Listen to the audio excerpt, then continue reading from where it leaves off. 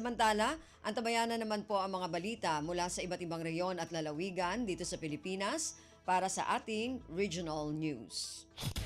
Balita mula sa lalawigan sa bawat rehiyon ng ating bayan. Dito sa Ang Pilipinas Ngayon.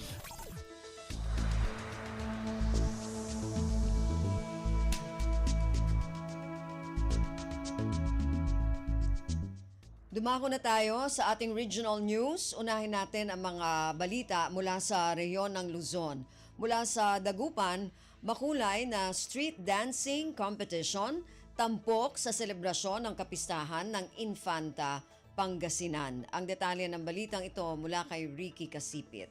Saray marakdakep a costume tandunong ed sayaw na sari residente ya Infanta Pangasinan suni parungtal ed street dancing competition niya agawa ng ika-28 Abril 2024. Sa kaiyan bahalag ya aktibidad ya inorganisa na bale ya Infanta Pangasinan para cultural celebration tantaon fiesta ed sayan tauno nung ed paliwawa ng Infanta Municipal Mayor Marvin Martinez say aktibidad sa sakaya highlight ed selebrasyon da tansay gagala na satan ed pian napabiskeg so pangkakasakay tan tutulungan asari manaayam jad balay ni Yarong ni patnagmet na waluran kabyangan na barangay so kooperasyon da pian napaaligwas sa produksyon a kompetisyon so barangay Nayum so akari best in costume lugar na sa barangay Bamban so analo ed festival queen sa barangay Maya so analo ed sangkaabigan na street dance performance sa barangay ng Patima so akari second runner up ed kompetisyon first runner up so barangay Maya tanasaya barangay Nayum so atoro bilang kampyon manlalapod jad Radyo Pilipinas Dagupan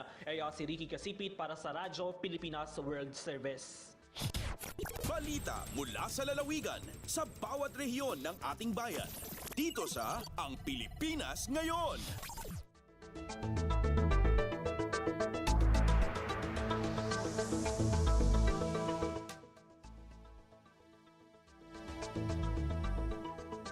Maraming salamat, Ricky. Yan ang ulat mula sa Dagupan.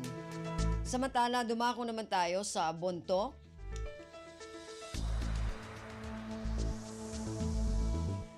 Bilang paggunita sa araw ng paggawa, nakiisa ang Social Security System Mountain Province sa pagsasagawa ng nationwide simultaneous run after contribution evaders o RACE operation sa bayan ng Bauco.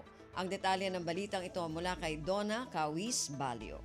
Nakipagkaykaysa ti Social Security System when no SSS Mountain Province iti panakaisayang ka ti nationwide simultaneous run after contribution evaders when no race operation sa munisipyo ti Baoco iti Calman ka selebrasyon ti Labor Day. Pito nga employer tinaisyuan iti show cause order iti nasa o munisipyo gapot sa anda a panagbayad iti kontribusyon ti empleyado da ken saan a panangiparehistro kadagiti obreros iti SSS. Kinuna ni Acting Branch Head Michael Pinlac nga panggap ti race a maalokoy dagiti non-compliant employer nga bayadan ti usto a kontribusyon dagiti empleyado ken irehistro dagitoy. Inayon na nga maikan dagiti nanotisan iti 15 days tapno isettle dagiti obligasyon da maibasar iti naited kadakwada a notice of violation. Narpos na Bontoc, Donna Kawisbalyo para sa Radyo Pilipinas World Service. Balita mula sa lalawigan sa bawat rehiyon ng ating bayan. Dito sa Ang Pilipinas Ngayon.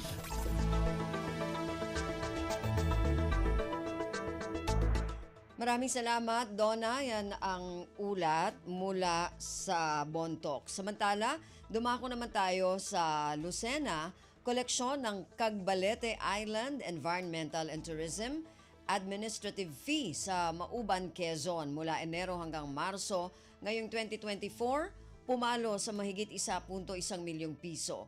Ang detalye ng balitang ito mula kay Carmi Isles. Pumalo sa mahigit 1.1 million pesos ang koleksyon ng Cagbalete Island Environmental and Tourism Administrative Fee sa Mauban, Quezon ayon sa accomplishment report ng lokal na pamahalaan sa sektor ng turismo. Sakop ng naturang koleksyon ng mga buwan mula Enero hanggang Marso ng taong kasalukuyan kung saan pinakamalaki ang koleksyon noong Marso sa kasagsagan ng summer vacation at mahal na araw na umabot ng mahigit 800,000 pesos.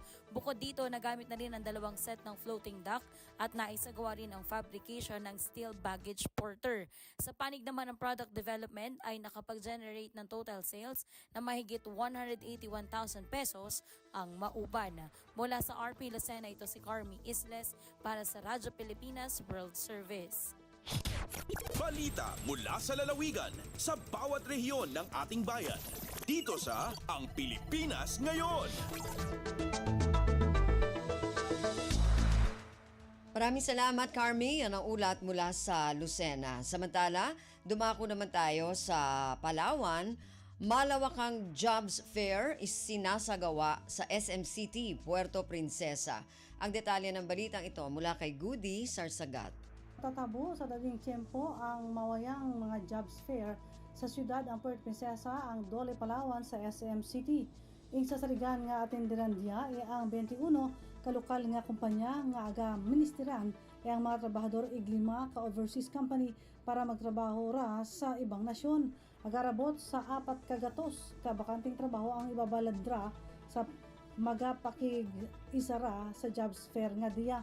Kabilang sa mimable nga kaministeran ang Astoria Palawan, Bureau of Jail Management and Penology o BJMP nga aga ministeran iyang 50 ka gwardya sa jail. Kaministeran lamang ay magpakon ang tanang mga interesado sa SM City, Puerto Princesa igdaran ang mga kaministerang igpapakitao.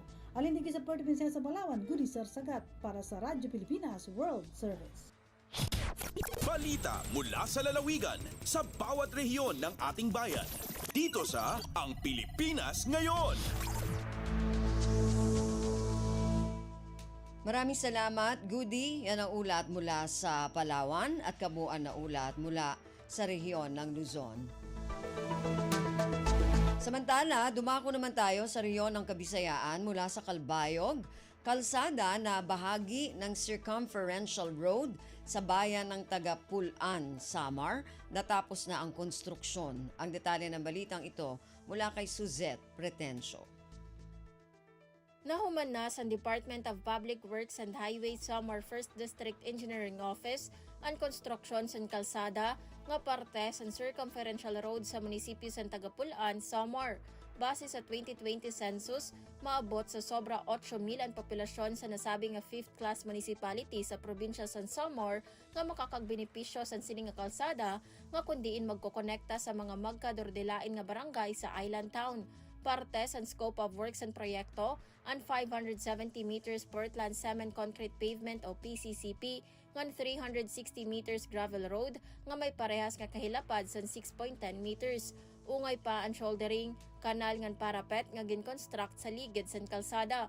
Samtang gintukod liwat ang slope protection nga may sukol nga 45 meters nga kahilapad nga may 9.10 meters nga kahitaas. Ginkuha ang pondo sa proyekto sa ilarom sa GAA FY 2023 nga may contract amount nga 48.79 million pesos. Tikang sa Radyo Pilipinas Calbayog, ini si Suzette Pretencio para sa Radyo Pilipinas World Service.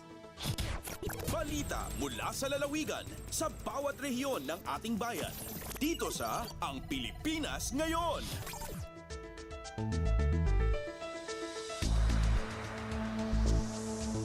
Maraming salamat, Suzette. Yan ang ulat mula sa Calbayog at kabuuan na ulat mula sa rehiyon ng Kabisayaan.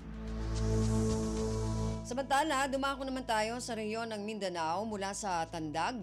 Office of the Provincial Agriculturist o OPAG, Surigao del Sur, makikiisa sa Farmers and Fisher Folks Month celebration ngayong buwan ng Mayo. Ang detalye ng balitang ito mula kay Raymond Aplaya. Ubay-ubay nga mga aktibidad ang nakatagdang ipahigayon sa Office of the Provincial Agriculturist o OPAG Surigao del Sur subay sa pagselebrar sa Farmers and Fisher Folks Month ning bulan sa Mayo. Sa pagiginabi sa Radyo Pilipinas Tandag, gibutiyag ni Marcos Kiko ang Provincial Agriculturist ning probinsya nga usa sa ilang nakahanay nga mga aktibidad mao pagpahigayon og mga training seminar ngadto sa mga mag-uuma og fingerlings dispersal ngadto sa mga freshwater fish farmers nga pangunahan usab sa Provincial Fisheries and Aquatic Resources Office o PIFARO. Sumala pa nga nakikoordinar usab siya karon ngadto sa mga municipal agriculturist sa tibok probinsya aron masayran ang ilang mga nakahanay nga mga aktibidad alang karong bulana Gawas nini magpahigayon usab sila og stocking diha sa mga communal water kundiin aduna ni sila napili nga mga kasubaan nga ilang pahigayunan niini. Nasayran nga ang tema sa Farmers and Fisher Folks Month celebration karon tuiga mao ang kagitingan ng mangingistang Pilipino sa bagong Pilipinas. Ipagdiwang natin ito. Gikan sa Radyo Pilipinas Tandag, kini si Raymond Aplaya alang sa Radyo Pilipinas World Service. Balita mula sa lalawigan sa bawat rehiyon ng ating bayan. Dito sa Ang Pilipinas Ngayon. Maraming salamat, Raymond, na ulat mula sa Tandag. Samantala, dumako naman tayo sa Hulo. Pag-ibig Fund Service Desk sa Hulo, Sulu, malaking tulong sa mga miyembro nito. Ang detalye ng balitang ito mula kay Fatma Gino. Malaguin kaya atawang sin pagabutang Pag-ibig Fund Service sa desk diha Hulo hamak sudi na kalayuan i mga member ha ini madupapaduain lokal biani sina Zamboanga. Amo na kuman haway tahi Akjan Karimudin, Senior Accounts Management Specialist sin Pag-ibig Fund diha Hulo. Kahunahan daw subay tulakon si mga government iban non-government offices. Matupa Zamboanga in pag-remit sin contribution sin malaghinang doon kanila amin members sin Pag-ibig pagkawayroon pa sila telering diha Hulo. Pangadunon kan Karimudin suway mahinang naahambok branch inupis nila ang pa sila kabutangan tellering apabila na mamit ang mga requirement biya na sin taod sin member income iban sin kaybaran pasyukat sin Pag-ibig office sa kataasan.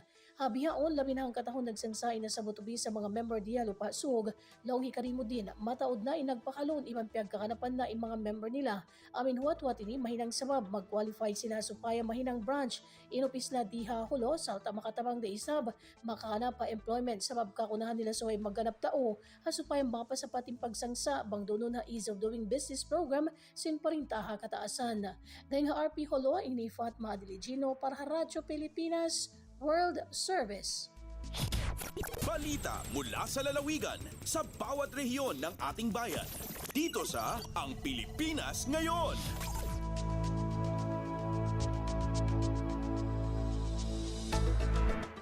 Maraming salamat, Fatma. Yan ang ulat mula sa Hulo at kabuuan na ulat mula sa rehiyon ng Mindanao.